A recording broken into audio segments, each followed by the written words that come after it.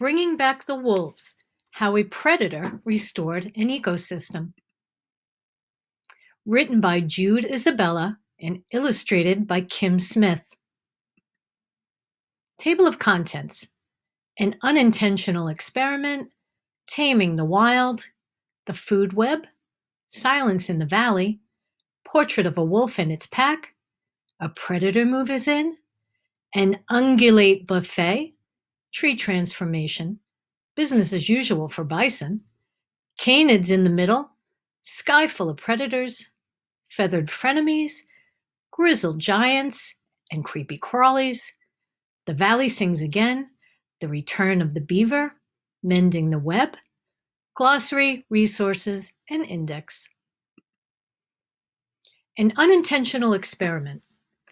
A city park, a beach, a forest, a desert. What do they have in common? They're full of living things that interact with one another and their environment.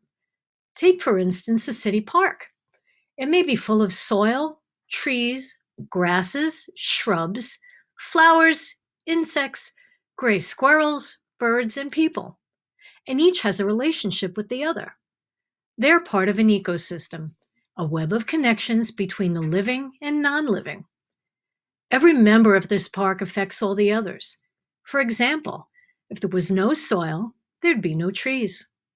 Without trees, where would the squirrels find nuts to eat? Where would they den? And where would the birds build their nests? Now take away the insects. What would pollinate the flowers? What would the birds eat? What would help decompose dead things? And if the people who tend the park were gone, what would happen to the ecosystem then? If any one part of the web disappears, the entire ecosystem can change. So what if you could do a simple experiment? What if you could really take away one important member and watch what happens? It was an unintentional experiment, but that's just what happened in Yellowstone National Park. First declared a national park in 1872, Yellowstone is a complex ecosystem. There are tiny things and big things, furry things and scaly things, stationary things and mobile things. All insects, plants, and animals are part of the community of the living. They are neighbors that affect one another directly and indirectly. One of those neighbors, however, went missing for 70 years. Wolves. In the late 1800s, the American government offered money, a bounty, to encourage people to hunt top predators, cougars, grizzly bears, and wolves. The goal was to tame the West, the heart of cattle ranching, and rid the landscape of all threats to livestock. The result: hunters killed so many wolves that by 1926, no wolf packs were left in Yellowstone National Park. Wolves are a keystone species, and the absence of a keystone species affects the ecosystem both directly and indirectly. In Yellowstone, wolves directly affected elk by eating them, but they indirectly affected many other living things too. Aspen trees, coyotes, songbirds, and beetles, to name just a few. And they also affected non-living things, such as the soil and the stream bank. A missing link. Wolves are top or apex predators. When such an important member of an ecosystem goes missing, many other living things are indirectly affected, causing a chain reaction of events. This is called a trophic cascade. A trophic cascade works in the opposite direction too. Reinstating the missing link can also cause a chain reaction.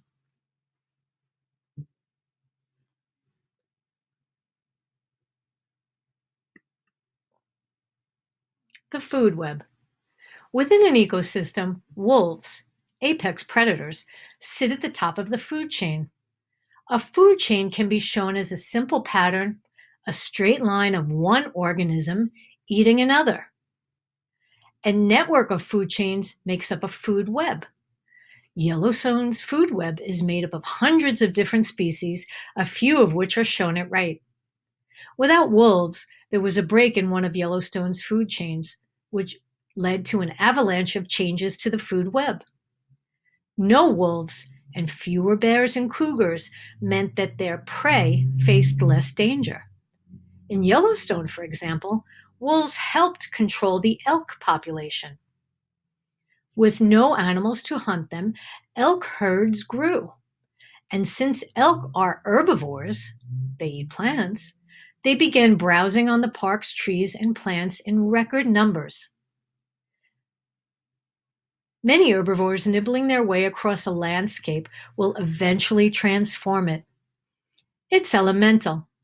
Remember, every ecosystem is also affected by other natural forces, climate and weather, for example, and how they change daily, seasonally, year to year, decade to decade, and century to century.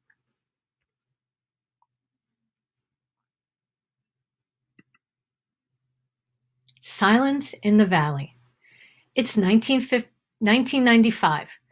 At the valley bottom of Yellowstone's northern range, a herd of 300 to 500 elk are grazing.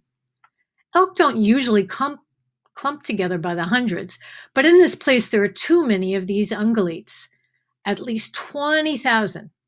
That is 5 times more than the number of elk that munched their way across the landscape in 1968. The music of this untamed landscape is far too faint. The wilderness dance floor is missing sounds. It's as if some musicians in a band had stopped playing, and the music, a sprinkle of bird song, the percussive patter of little creatures scurrying in the underbrush, the backup harmonies of big predators howling and growling, has faltered. Certain plants, the wallflowers, the quiet ones that fill the empty spaces in the dance hall, are few or stunted. There are some tall old trees, yet many willow, cottonwood, aspen, and alder trees grow only as high as a toddler. The berry bushes struggle up from the ground, producing little fruit. Wind swirls the dust on the hiking trail alongside the stream. A smattering of shrubs and stunted trees hug its bank, drinking in the water. There is no tapestry of green overhead, no thick, wet meadows to contain the loamy soil. The valley appears strangely open to the sky. Nothing is as it should be in Yellowstone National Park. The spindly trees have trouble standing up. Grasses have spread across the landscape, and the streams are deep and straight instead of meandering and shallow. The landscape looks ill. But things are about to change in the park. Portrait of a wolf. Wolves are canids, an animal family that includes coyotes, dogs, and foxes. Wolves are carnivores. Carnivores have gigantic teeth in the back of their jaws called carnassial teeth. These 4 teeth crush, shear, cut, grab, and tear apart flesh. Carnassials also self-sharpen. When a carnivore closes its mouth, these special teeth, 2 on the top and 2 on the bottom, slice past each other like scissor blades.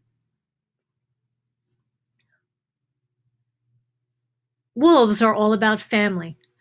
The pack is the most important thing in their lives. A pack is a family group that numbers anywhere from 3 to more than 15 animals. Like human families, there is no one normal size. A classic wolf pack has 2 parents, a bonded male and female, and offspring from the previous 1 to 4 years.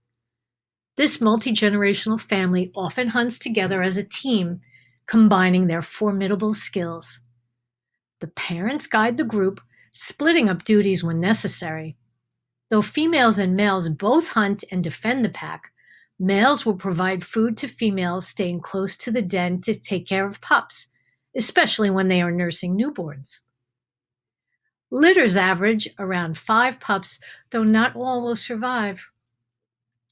Pups defer to older siblings, and adult offspring defer to their parents.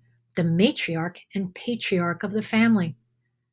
But from anywhere between 10 months and 4 years of age, wolves leave their families to look for other young wolves that have also left home. Ideally, they become parents and establish their own territory, or they may join another pack. When a parent dies, a mature and unrelated wolf steps in as step-parent. The wolf social system is the same everywhere in the wild, but the prey they pursue varies from group to group. Wolves learn their hunting and eating behaviors based on the prey available to them. Wolves dig in the sides of steep slopes or banks, anywhere with water for nursing females and brush for shade and for safely hiding pups, which are born in spring. In any habitat, wolves will use a good den over and over. One den in the Arctic was a wolf favorite, sheltering wolf families on and off for about 700 years.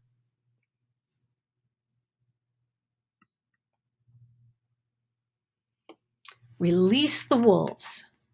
By the late 20th century, scientists and conservationists realized that apex predators were key to healthy ecosystems.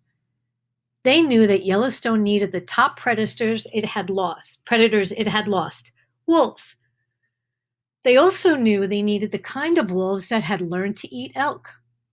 So a team of experts arranged to transplant to the park 41 wolves from Montana and the Canadian provinces of Alberta and British Columbia over 3 years.